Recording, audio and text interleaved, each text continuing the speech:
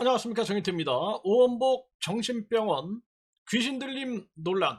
네, 오원복 선생님이 사이비 종교 규제법 제정 촉구 기자회견에 나섰던 사진입니다. 네, 그래서 이때 보면은 굉장히 많은 기자들, 굉장히 많은 기자들이 이렇게, 이 기자들이 막 난리가 났었어요, 이때. 네, 굉장히 많은 기자들이 왔죠. 네, 그래서 이 기자들이 취재에 나섰던 겁니다. 네, 굉장히 많은 기자들이 취재에 나섰는데, 이때 얼마나 논리적이었는지 모릅니다. 네, 그래서 결국에는 이 오원복 선생님의 이 용기 있는 결단으로 인해서 이 허경영의 준강제추행이 만천하에 알려지게 되고, 이 이후로 이제 KBS, MBC, 뭐 SBS, 또 YTN, 연합뉴스 TV, 뭐 TV조선, 뭐 MBN, 모든 방송에 다 나갔죠. 모든 방송에, 뭐 CBS까지 해가지고 모든 방송에 다 나가는 그러한 상황이 됐습니다. 굉장히 논리적으로 설명하는 그런 분이에요. 그리고 제가 이제 그 재판 때문에 이제 가서 재판의 증인으로 이렇게 설 때가 있습니다. 증인.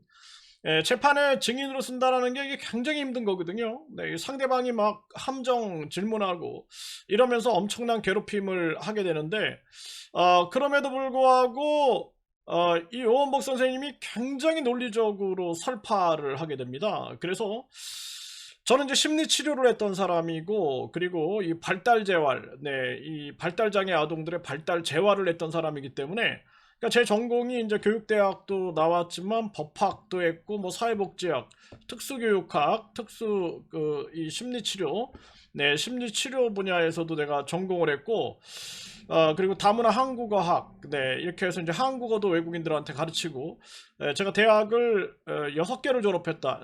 이런 말씀을 드렸어요.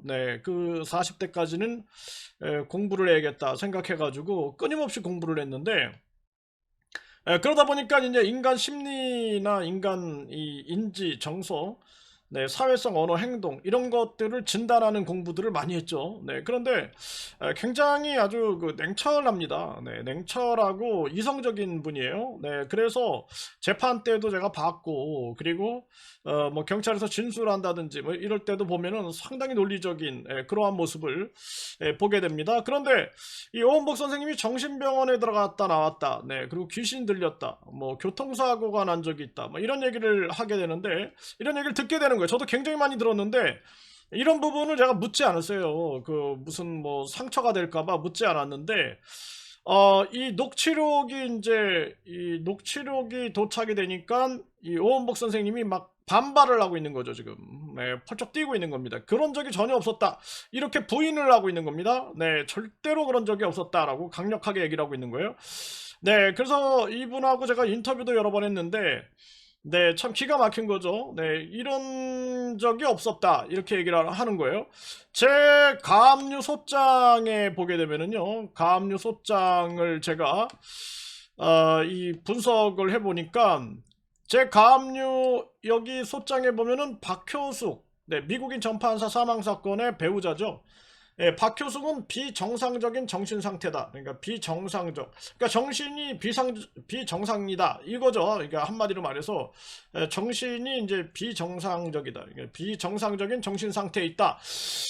이렇게 해가지고 이제 박효숙님의 모든 말을 흐려버리는 거죠. 흐려버리는 거예요. 오원복은 심각한 병적 망상 상태다. 오원복은 심각한 병적인 망상 상태, 병적 망상 상태다. 그리고 저는 이 박효숙님 남편 죽음을 이용해서 돈 버는 허위사실 레카 유튜버, 이런 식으로 해가지고 이제 이 손해배상, 가압류, 뭐 이런 것들이 청구가 된 거죠. 그래서 제가 허위 조작 소장이다. 내가 강력하게, 왜냐하면은 이 허경영 측에서 저를 네 건으로 이제 고소고발이 들어왔는데, 그거 보면은 아주 교묘하게 글을 썼습니다. 교묘하게.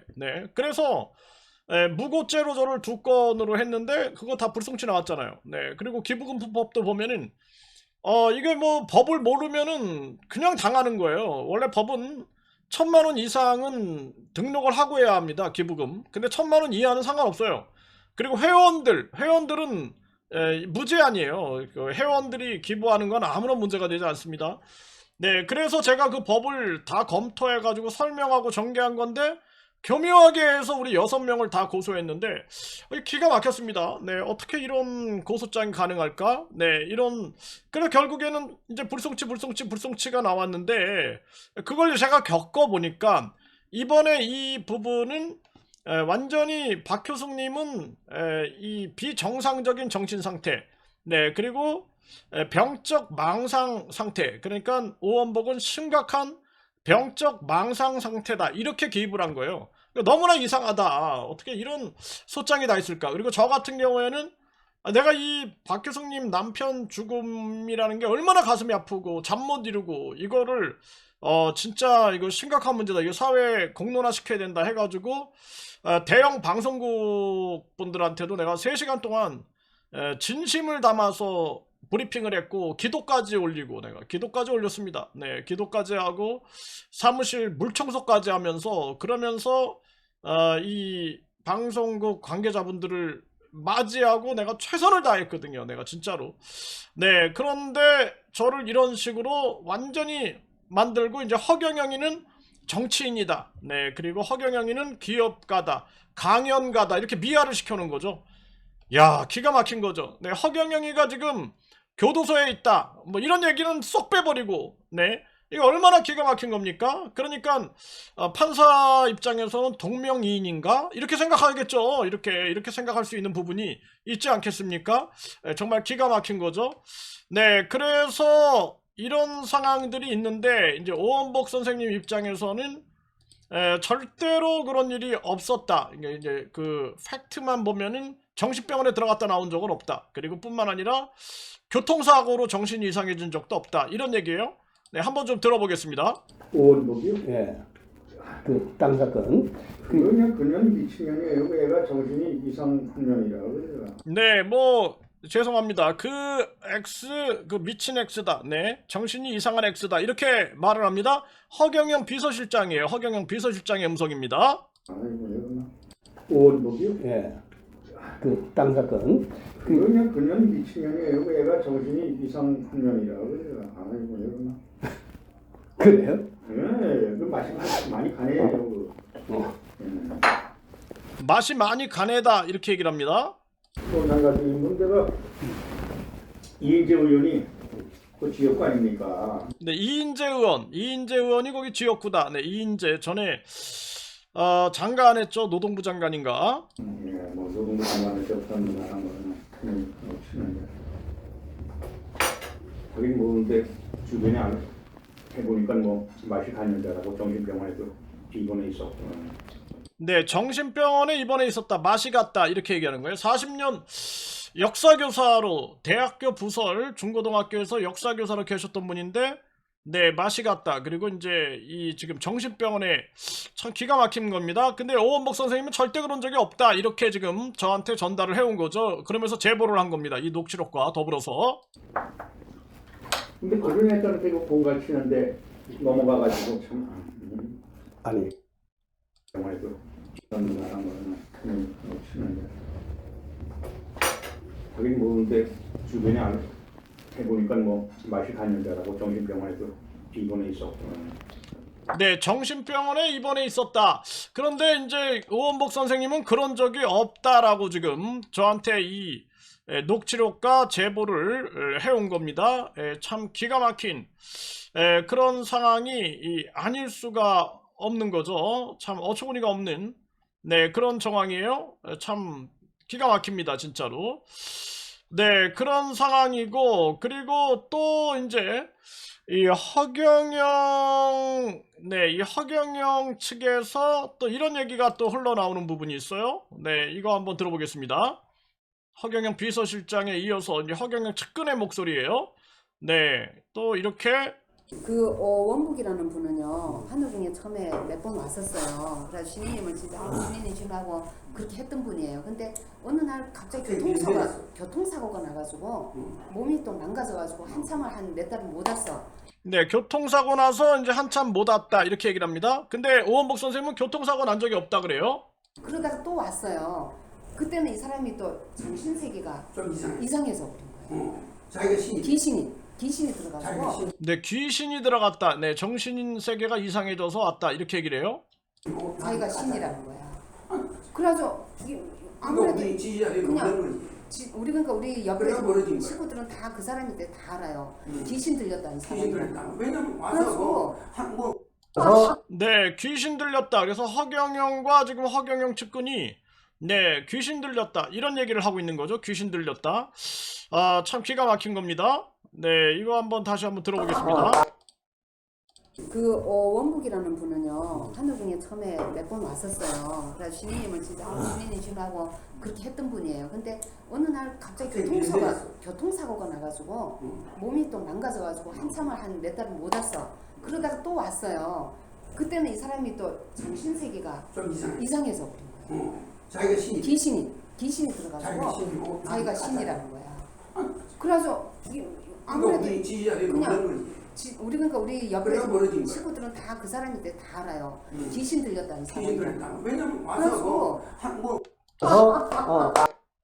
네, 참 충격적인 그러한 얘기가 아닐 수가 없습니다. 그러니까 이제 허경영 이 하늘궁에 있으면서 이게 많은 사람들이 뭐 허경영 그 육성에서 보게 되면은 뭐 여기에 무슨 당나라 황제도 와 있고 뭐 석가모니도 와 있고 막 이런 얘기를 하거든요. 네, 그리고 무슨 뭐 예수는 내 몸으로 와 있고 막 이런 얘기를 하니까 그 사람들 허경영 하늘궁 사람들 보면은 뭐 내가 전생에 누구였다 이런 얘기를 굉장히 많이 하고 저한테도 뭐 전생에 제가 뭐였다 뭐 이런 얘기들을 막 하더라고요. 그래서 아 분위기가 그렇구나 분위기. 그리고 이제 이 허경영 무슨 뭐 불로유다 뭐 불로수다 막 이래 해가지고 거기에 이렇게 빠져 있을 때는 이 가스라이팅 당하고 막 그러면은 이게 막 사람들이 손가락 가지고 뭐 천사님 뭐 이게 뭐 오늘 비가 옵니까? 비가 온대 뭐 이런 거 막 자꾸 당하다 보면은 정신적으로 좀 이 아주 혼미하고 혼란스러울 때가 있겠죠. 네, 그런데 그런 부분들은 있을 수 있을지언정 팩트는 교통사고를 당한 적이 없다. 그리고 정신병원에 있었다. 뭐 정신병원에 있었다. 이런 적은 전혀 없었다라는 거죠. 그런데 지금 예를 들어서 제가 이제 소장을 받아보니까 이 소장에 박효숙은 비정상적인 정신상태, 오원복은 심각한 병적 망상상태, 네, 정인태는 박효숙 남편 죽음을 이용해서 돈 버는 허위사실 레카 유튜버, 네, 이런 식으로. 그러니까 저도 이제 정신병자라고 했으면 사람들이 제 말 안 믿을 텐데, 그런데 나는 내 방송을 보는 사람, 내 구독자가 지금 7만 명 아닙니까? 7만 500명인데, 7만 500명인데, 이분들이 내가 정신병자다 그러면은 뭐 제 방송을 듣겠어요. 네, 그리고 워낙 내가 사회생활을 뭐 다양하게 해온 사람이죠. 교육 공무원도 하고 뭐 대학교 특임 교수도 하고 많은 대학에서 강의했고 KBS, MBC, SBS, CBS, EBS 특히 EBS에 많이 출연했던 사람입니다. 내가 교육 분야에서. 네, 그런 사람을 이제 정신병자로 모을 수는 없으니까 무슨 뭐 죽음을 이용한 레카 유튜버다 하지만 이제 내가 다 반박을 하죠. 이제 말도 안 되는 소리다라는 거를 일체 내가 반박을 했죠. 네, 그래서 이들이 뭘 노리고 이렇게 이런 얘기를 하는가. 그러니까 많은 사람들이 좀 혼란을 겪을 수 있는 부분이 아닐까. 그리고 제가 보는 부분은 그렇게 생각을 합니다. 허경영 하늘궁에 있었을 때 뭐 불로유라든지 뭐 불로수라든지 뭐 전생에 대한 얘기라든지 뭐 허경영을 우주만물 창조신이다 신이다 막 이런 부분들, 네, 이런 부분들. 그러니까 그 사람들이 이제 그렇게 얘기하는 부분들에 대해서 그때 이제 가스라이팅에서 이제 풀려나가지고 이제 우리가 일상적인 상식의 범위로 들어왔을 때는 용서하고 품어줘야 할 부분들이 많다. 저는 그렇게 보는 거예요. 네, 옛날에 당신 허경영 하나님이라고 했잖아. 뭐 당신 뭐 옛날에 전생에 뭐라고 했잖아. 이런 얘기 막 하면은 그때 그 시절, 그 가스라이팅 된 시절, 그때 그 집단 체면 상태 그때 상황, 그걸 자꾸 들추이면 뭐 할까라는 생각을 하게 되는 거죠. 그래서 피해자들이 최대한 뭉치고 그리고 힘을 모아가지고 이 허경영 집단, 이 허경영 집단을 심판하고 그리고 이 지금 많은 사람들이 이제 상식과 이성, 상식과 이성의 세계로 돌아와서 이제는 우리가 이 일상을 되찾아야 된다. 저는 그렇게 보고 있는 거죠.